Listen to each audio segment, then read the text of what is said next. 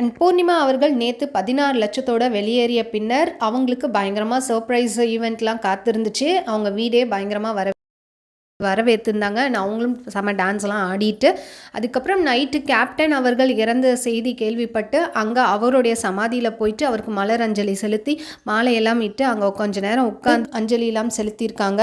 And இன்னைக்கு evict ஆனது யாருன்னா விசித்ரா அப்படின்ற மாதிரி சொல்கிறாங்க. பொறுத்திருந்து பார்க்கலாம் யாருன்னு.